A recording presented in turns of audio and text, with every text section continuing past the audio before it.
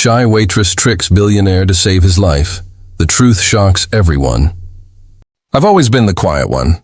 The kind of girl who blends into the background. The one people remember only for refilling their glass or clearing their plate. My name is Sophia Malik, and for the past 2 years, I've been working as a waitress at the Golden Dove, one of the most elegant restaurants in the city. Every evening, I'd tie my hair in a neat bun, straighten my red and white uniform, and step into a world that wasn't mine. A world of chandeliers, crystal glasses, and laughter that smelled of expensive wine. I didn't belong there, but I served those who did. Silence became my armor. My father used to say, "Sophia, quiet people survive storms better." He said it after my mother left, after the bills piled up, after he got sick. I understood then that silence wasn't weakness. It was safety. But that night, silence would have killed someone. It was a Friday, the busiest night of the week. The restaurant shimmered under golden light, soft piano music floating through the air. Every table was full, and my manager, Ms. Seima, paced nervously, whispering orders through her headset like a general in battle. I was assigned to table 7, the VIP corner. A man sat there alone, tall, maybe late 30s, with an aura that made people turn without knowing why. His black suit fit perfectly, not flashy, just quietly powerful. His name, as I'd soon find out, was Stephen Rhodes.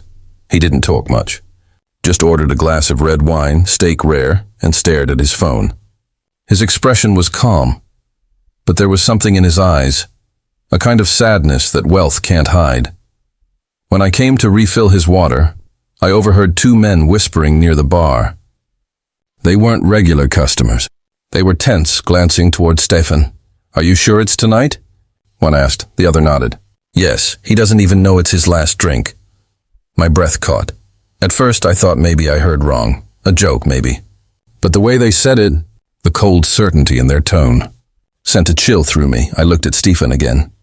He was lifting his wine glass, ready to take a sip. Something inside me screamed, "Don't let him," but what could I do? I was just a waitress.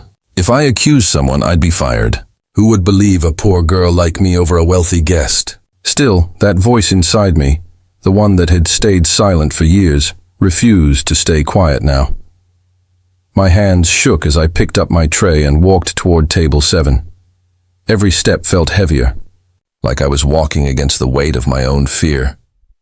When I reached his table, he looked up, calm, polite, completely unaware. "Excuse me, sir," I managed to say, my heart pounding. "Yes?"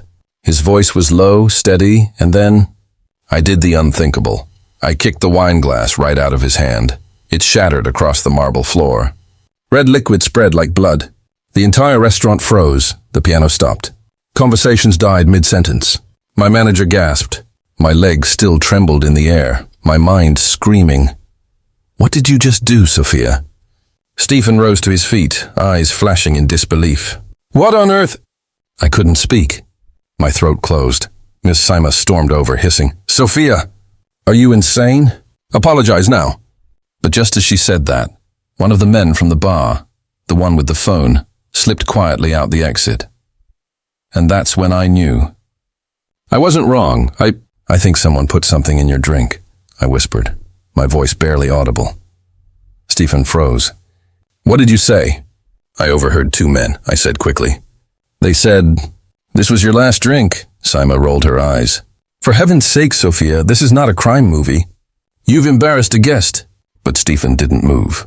His gaze shifted between me and the spilled wine, something dark flickering behind his calm expression.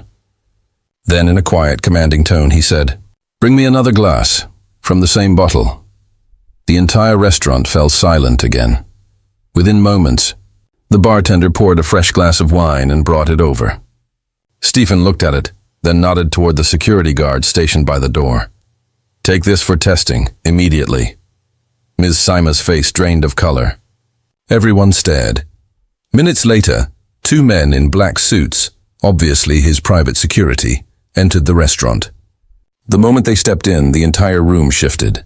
Conversation stopped, forks froze midair. The quiet billionaire suddenly seemed like a man no one wanted to cross. He leaned closer to me and spoke softly. "What's your name?" Sophia, I stuttered. He repeated it, almost to himself. Sophia, you might have just saved my life. My heart skipped a beat.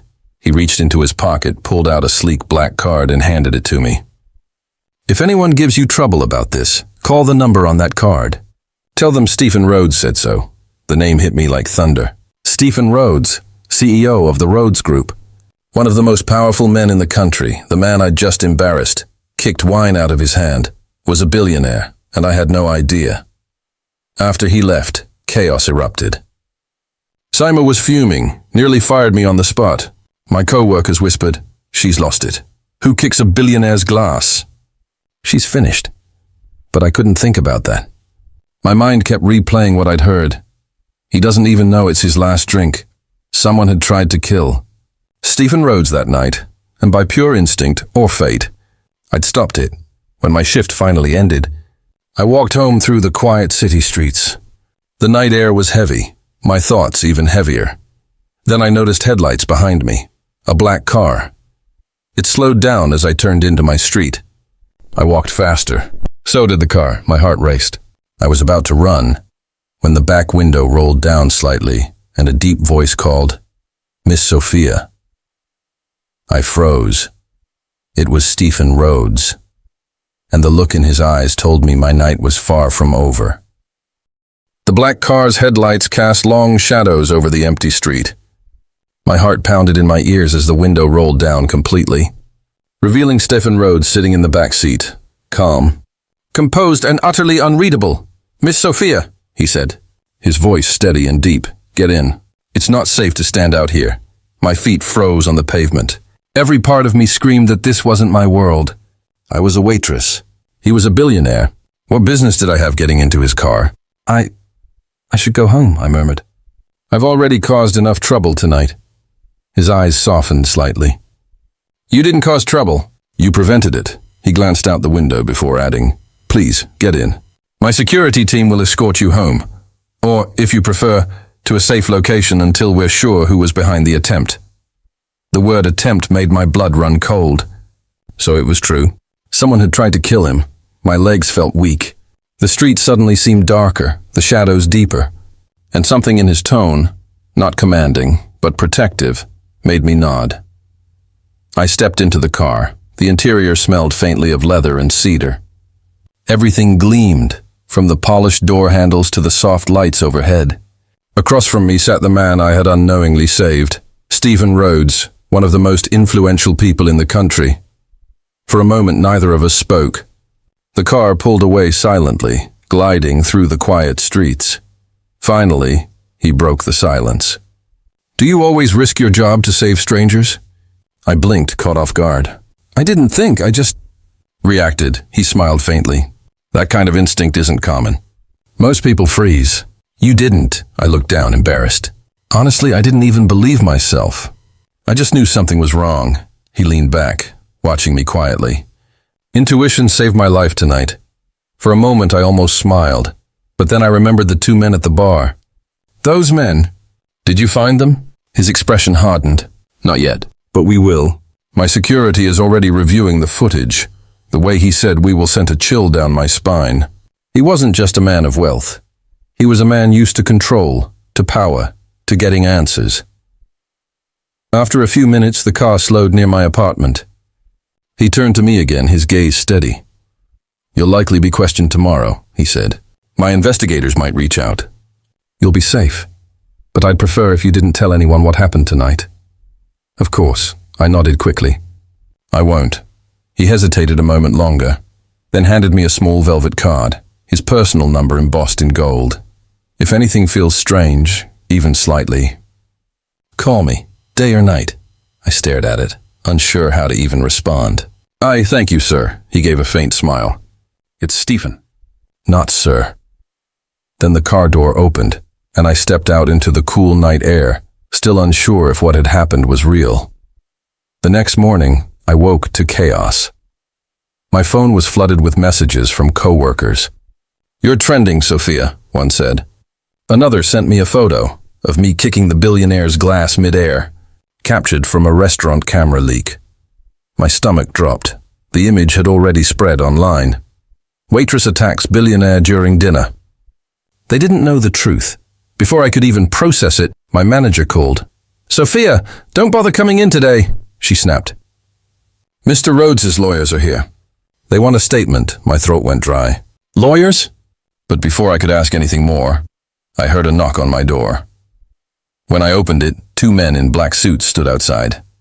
"Miss Sophia Malik?" one asked. "Yes?" "Mr. Rhodes requests your presence at his office, immediately." I don't know what I expected when I arrived at the Rhodes Group headquarters, but it wasn't this. The building rose like a wall of glass and steel, reflecting the city skyline. Inside, everything was sleek and silent. Employees in tailored suits moved like clockwork. They led me to the top floor, Stephen's private office. He was standing by the window when I entered, looking out at the city below. "Good morning." "Sophia," he said without turning around. "Good morning." Stephen." He turned then, a faint smile tugging at his lips. "So you remembered," my nerves fluttered. "You wanted to see me?" He nodded slowly. "Yes. Sit, please." I sat in a soft leather chair opposite his desk. For a moment the silence stretched. Then he said quietly, "The lab confirmed it." I frowned. "Confirmed what?" "There was poison in the wine," I gasped. "Oh my God," he nodded. "Someone tried to kill me last night, and you stopped them." I didn't know what to say. A mix of fear and disbelief rushed through me. "Mr. Rhodes, Stephen, I didn't do anything special." "Yes, you did." His tone was calm but firm. "You trusted your instincts. Most people wouldn't have risked their job, their reputation." I looked down. "It just felt wrong." He leaned forward slightly. "That's what saved me." For a few seconds, his eyes softened, and then his expression shifted back to business. "Sophia, I need your help." "My help?" I blinked. He nodded. "Whoever planned this did it from the inside. Someone who knew my habits, my favorite restaurant, the exact bottle I drink from. I need someone no one would suspect to observe quietly." I froze. "You mean me?" "Yes, you're invisible to them. They won't see you coming." I shook my head in disbelief. "I'm just a waitress." His lips curved slightly. "A waitress who saved a billionaire's life." "That's not just anything," I hesitated. The offer sounded absurd and dangerous. But part of me deep inside wanted to know why. Why someone would want to kill a man like him. He must have read the hesitation in my eyes because he said quietly, "I'll make sure you're protected. You'll be paid for your time, but most importantly, you'll help me uncover the truth." I looked at him for a long moment. Behind that calm, powerful exterior, I saw something else. Exhaustion, loneliness, and maybe even a hint of fear. Finally, I said, "All right. I'll help you," he smiled, relieved. "Good. Then from this moment on, you work for me, Miss Sophia." He extended his hand. I shook it, and for a brief second, the world seemed to tilt. I didn't know it then, but that single handshake would pull me into a world of power, lies, and danger. A world that would change my life forever. That night, as I returned home, my phone buzzed with a message from an unknown number. Unknown. "You should have stayed silent." Sophia, my heart stopped. Someone knew, and they weren't happy that I'd interfered. The next morning, I stood in front of a mirror wearing something I'd never imagined myself in. A crisp white blouse and a sleek black skirt, provided by the Rhodes Group. It felt unreal. Just 48 hours ago, I was serving coffee and clearing tables. Now, I was about to walk into the headquarters of one of the country's largest corporations, as part of a secret mission to uncover an attempted murder. The thought alone made my stomach twist. When I arrived, Stephen's assistant, Maya, greeted me in the lobby with a professional smile. She was sharp, confident, and efficient, the kind of woman who looked like she belonged in this world. "Mr. Rhodes is expecting you," she said, gesturing toward the elevator. "You'll be working in the executive floor archives today." Quiet, discreet. "Just as discussed," I nodded. "Of course." As the elevator doors slid shut, I caught my reflection in the mirrored walls, nervous eyes, trembling hands. "You don't belong here, Sophia," I told myself. You're just a waitress pretending to fit in. But then I remembered the text message. You should have stayed silent. No, I wasn't going to back down. Not now. When the elevator doors opened, Stefan was already waiting in his office, standing by the massive window that overlooked the city. He turned when I entered, his expression softening.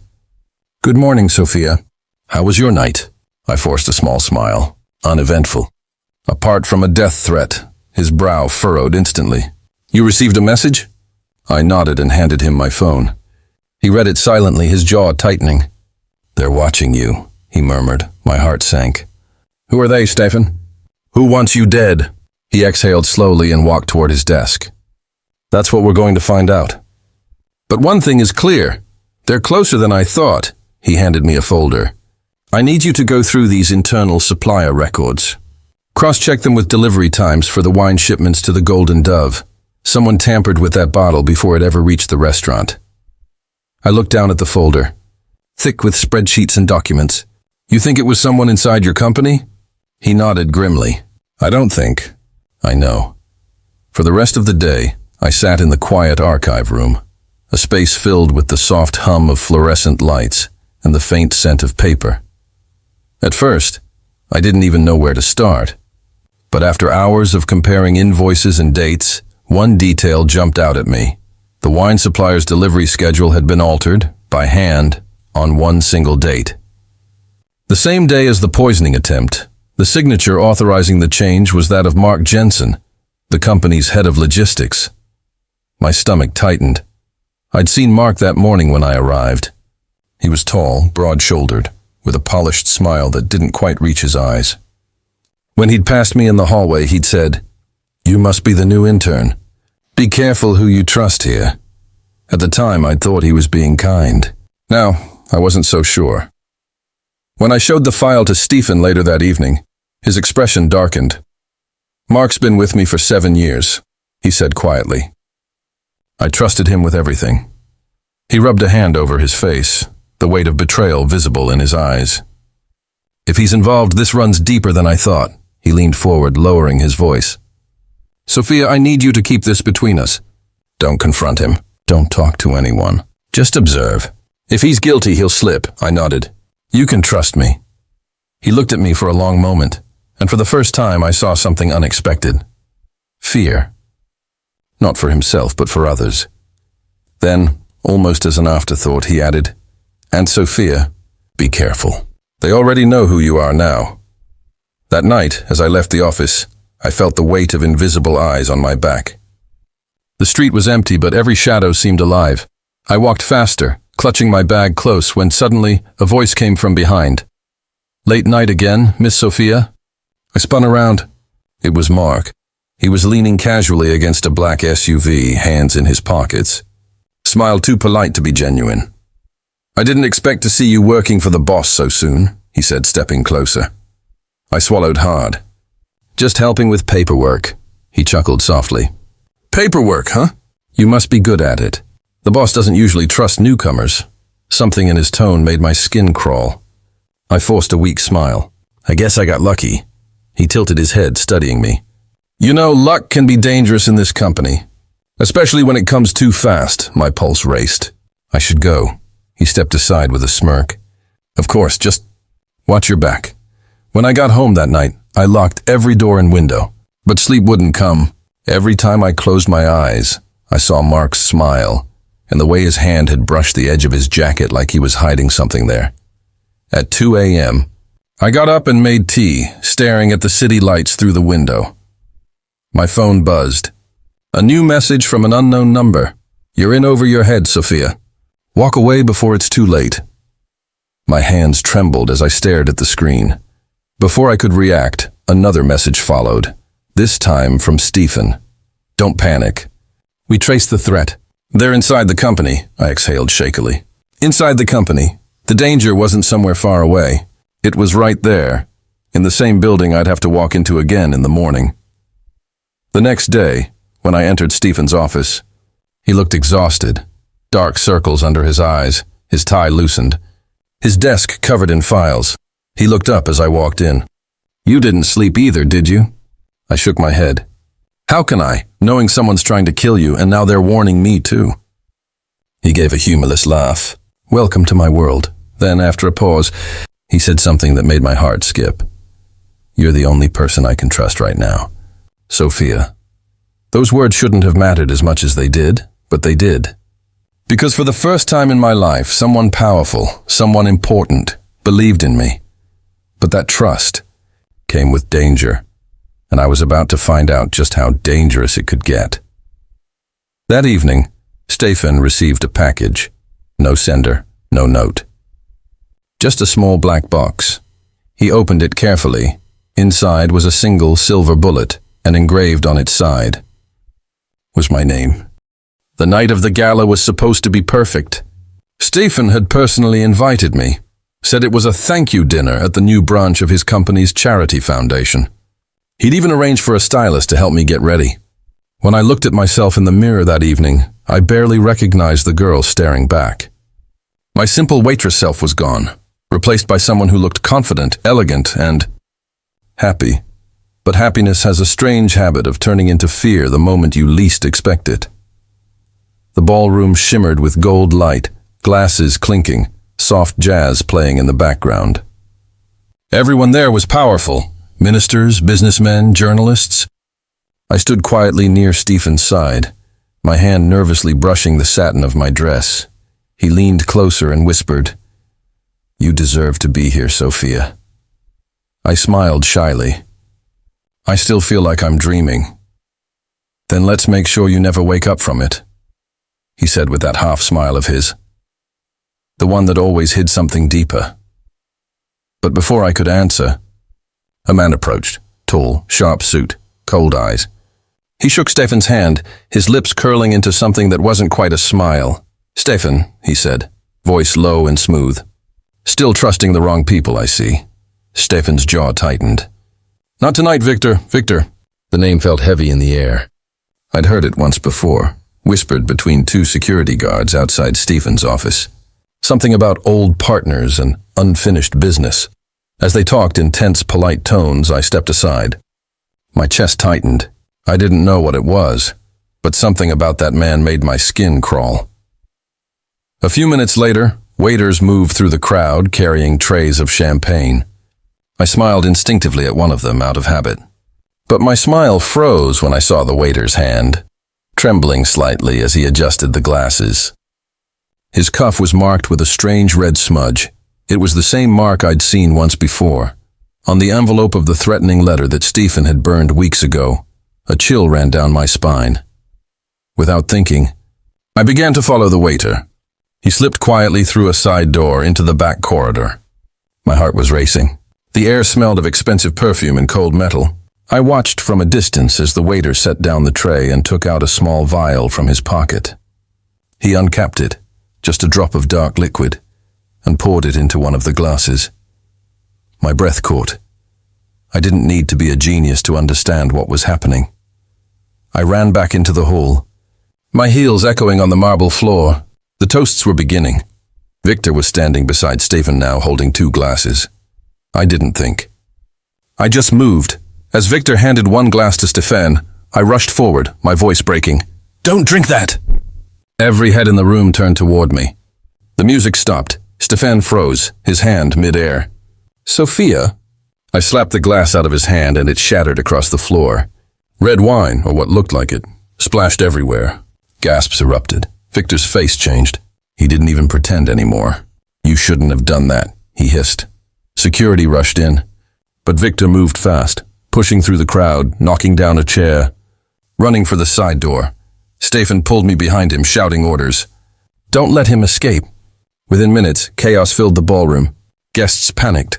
Guards chased Victor through the corridors, and the sound of distant sirens filled the night. When it was finally over, and the police confirmed what I'd feared, that the liquid in the glass was indeed poison, I felt my knees weaken. I might have fallen if Stefan hadn't caught me. He held me close, his voice trembling for the first time. "Sophia, you saved my life, again." Tears burned my eyes. "I didn't think, I couldn't let you." He placed his hand gently under my chin, lifting my gaze to meet his. Don't ever apologize for your courage. For a moment, the world around us faded. There was only silence, and the sound of my heartbeat matching his.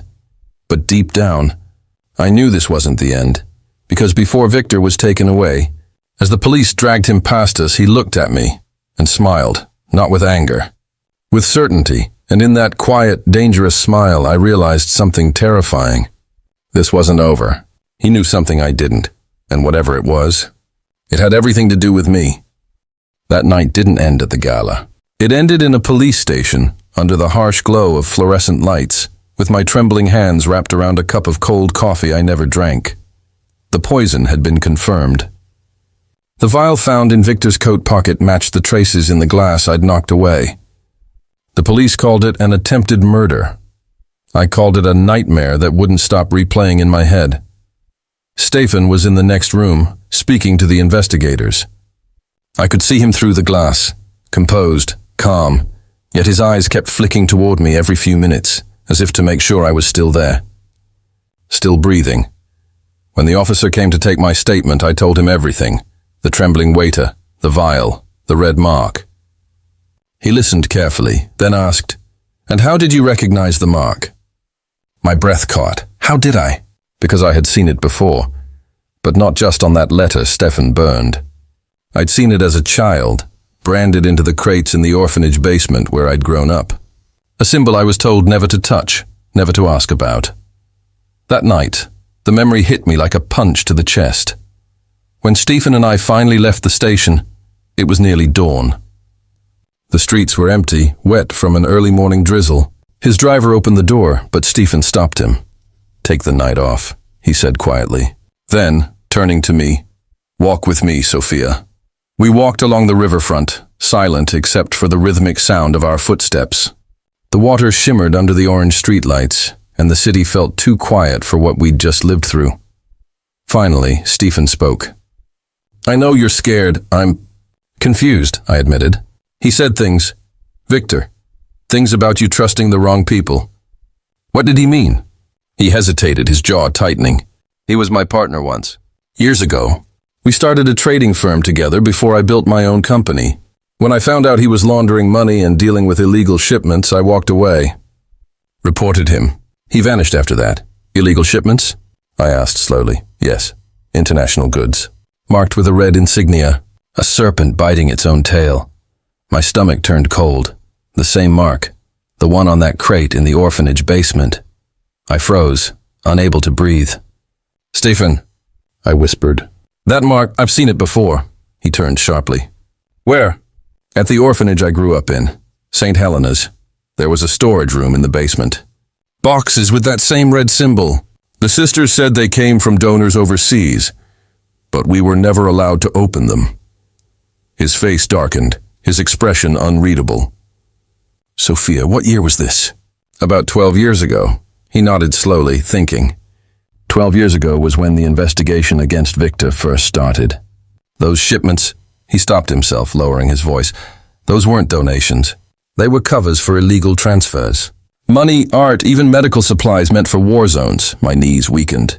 "You mean my orphanage?" He placed a hand gently on my shoulder. "You didn't know. You were just a child, but something inside me still twisted with guilt. All this time I thought my past didn't matter, that I was just an ordinary girl trying to survive. But if the same symbol connects me to—" "You are not part of his crimes," Stefan interrupted firmly. "If anything, you might be the reason they're exposed." We stopped by the bridge, and he turned to face me fully. For a long moment, neither of us spoke. The city lights flickered in his eyes like reflections of the storm within him. Then he said something I didn't expect. "Sophia, do you know why I first noticed you that night in the restaurant?" I looked up confused. "Because I spilled coffee on your coat?" He smiled faintly. "Because you looked familiar." I couldn't place it then, but now I know. "You were there, in one of the photos from the charity audit we did years ago at St. Helena's. You were just a teenager. You helped distribute food when others hid. You were brave even then." My heart skipped a beat. "You remembered that?" "I remember everything about people who choose kindness when no one's watching," he said softly. I didn't know what to say. My throat ached with unshed tears, but before I could respond, his phone rang. He frowned, answering it. Yes, a pause. His expression changed instantly, from calm to shock. What? How? When? He hung up, turning to me. Victor's gone. My breath caught. Gone? He escaped during the transfer. 2 guards dead. I felt the world spin around me, which means, Stefan said quietly. Looking at me with fear, he didn't bother to hide this time. He's coming for you next. That night, Stefan refused to let me go back to my apartment. He drove me to his private estate on the edge of the city, a modern glass house surrounded by forest and quiet roads. But even there, I couldn't sleep. The sound of rain tapping against the windows felt like whispers of danger waiting outside. As I lay awake in the dim light, one thought wouldn't leave me. If Victor was part of the same network that funded my orphanage, then maybe my entire life, where I grew up, how I met Stefan, wasn't random at all. Maybe it was all part of a plan, and somehow I was the last piece they needed. The storm outside hadn't stopped for hours. Rain lashed against the glass walls of Stefan's estate, thunder rumbling like an echo of everything I felt inside. I couldn't sleep. Every time I closed my eyes, I saw Victor's face, that cold smile when the police dragged him away. I knew he wasn't done.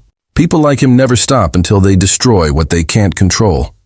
At 3 a.m., I went downstairs to get some water. The lights were dim, the house eerily quiet. But as I reached for a glass, I froze. The faintest glimmer of red through the front window, a laser dot. Before I could react, the window shattered. Get down. Stefan's voice roared from behind me as he pulled me to the floor. The sound of gunfire tore through the night. Security stormed in within seconds, shouting commands, returning fire. It all happened in flashes. Red lights, broken glass, chaos. I clung to Stefan's arm, trembling. Then silence. When the shooting stopped, one of the guards called out, "He's gone!" Victor had escaped again, but this time he'd left something behind. A phone. A single message on the screen. "You were never supposed to save him, Sophia. You were supposed to deliver him." My blood turned to ice. Hours later, after the police left and the mess was cleaned, Stefan and I sat in his study. Neither of us spoke for a long time. Finally, I broke the silence. "What does that mean?" "Deliver him? Why me?" Stefan stared into the fire. "Because you were closer to him than anyone else could get." He turned to me, eyes filled with something between fear and heartbreak. "Sophia, do you remember the name of the head nun at your orphanage?" "Mother Elise," I said softly. "She was kind. Strict but kind." He nodded slowly. "Elise was Victor's sister." My breath caught. "What?" "She took over the orphanage after their family business was shut down. Victor needed a new way to keep his operations alive, to move things under the disguise of charity. He used the children's home as a front. He must have planted you years ago, waiting for a moment when you'd cross paths with someone like me." I stared at him, horrified. "You think I was part of his plan?" "No," he said quickly. "I think he wanted you to be, but fate had other plans." I shook my head, tears stinging my eyes. "That can't be true. I never—" He stepped closer, gently taking my hand. "Sophia, listen to me. Whatever his intentions were, you broke free the moment you made your own choice, when you knocked that glass from my hand. That was your act of courage. Your heart rewrote the story he planned. His words should have comforted me, but they only deepened the ache in my chest. So, all this time he was using me to get to you." Stefan looked away, voice low. "Yes, and I didn't see it until tonight." I turned toward the window, watching the rain blur the city lights beyond. "Then why didn't he just kill you when he had the chance?" "Because," Stefan said quietly, "I had something he wanted." He opened a drawer and pulled out a small, weathered notebook. The cover was burnt, the pages yellowed. "This is the original ledger from our old company. Proof of every illegal transaction Victor ever made. If it ever got out, it would destroy him and everyone tied to him." "Then we have to give it to the police," I said immediately. He nodded. "We will, but there's something you should see first." He flipped open a page near the back. My eyes widened.